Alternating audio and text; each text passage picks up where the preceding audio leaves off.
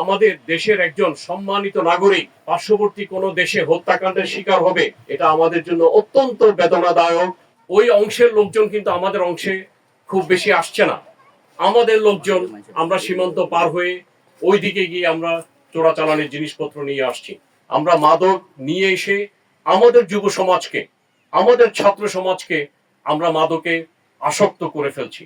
অবৈধভাবে ভ্যালিড কাগজপত্র ছাড়া আমরা সীমান্ত পারাপার করছি।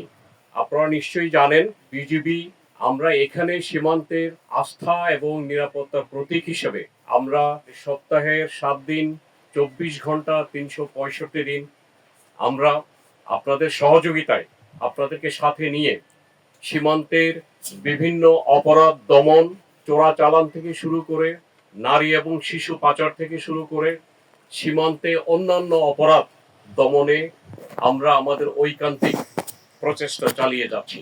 সমাজে অপরাধ আমরা সবাই মিলে যদি প্রচেষ্টা চালিয়ে যাই, আমরা যে কোনো ধরনের অপরাধ আমরা দমন করতে পারবো। আমাদের বাংলাদেশের জনগণ অত্যন্ত সাহসী, আমরা অনেক বড় বড় অর্জন করেছি। আমরা যদি সবাই একত্রিত হয়ে যদি আমরা কাজ করি, আমরা যদি মিলেমিশে কাজ করি, আমরা সীমান্তে অপরাধ আমরা দমন করতে পারবো। আমরা একটা সুষ্ঠু এবং সুন্দর সমাজ ব্যবস্থা আমরা কায়েম করতে পারবো। আমি একটা বিষয় নিয়ে একটু বিশেষভাবে গুরুত্ব আরোপ করতে চাই, সেটা হচ্ছে সীমান্ত হত্যাকাণ্ড। আমাদের এই সীমান্তবর্তী লোকজন আমরা বিভিন্ন ধরনের সচেতনতামূলক প্রোগ্রাম করে থাকি, তারপরেও অবৈধভাবে ভ্যালিড কাগজপত্র ছাড়া আমরা সীমান্ত পারাপার করছি।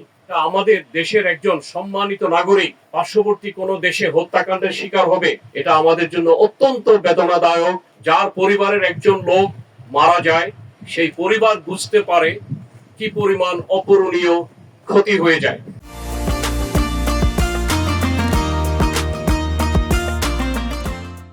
আমরা সীমান্তে একটি হত্যাকাণ্ড আমরা আর চাই না।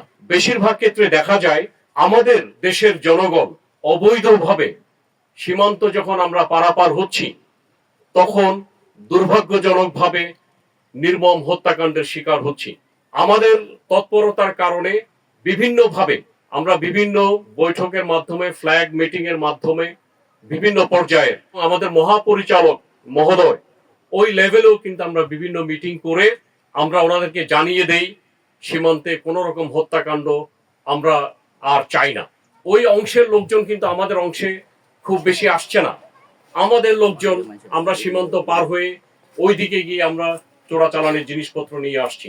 ফলে আমরা অত্যন্ত বেদনাদায়ক, অত্যন্ত মর্মস্পর্শী আমরা দুর্ঘটনার, হত্যাকাণ্ডের পর্যন্ত শিকার হচ্ছি। আমরা মাদক নিয়ে এসে আমাদের যুব সমাজকে, আমাদের ছাত্র সমাজকে আমরা মাদকে আসক্ত করে ফেলছি।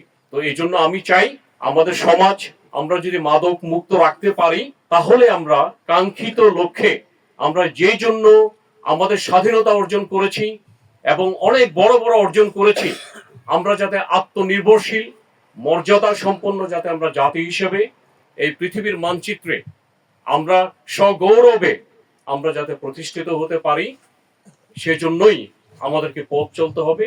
সেই জন্য আমাদেরকে যার যার স্থান থেকে আমাদেরকে ভূমিকা পালন করতে হবে। আজকে যারা যুব সমাজ, আজকে যারা ছাত্র সমাজ, বয়সে যারা নবীন, বয়সে যারা তরুণ, তাদেরকে সঠিক পথে প্রতিষ্ঠিত করা এটা আমাদের দায়িত্ব।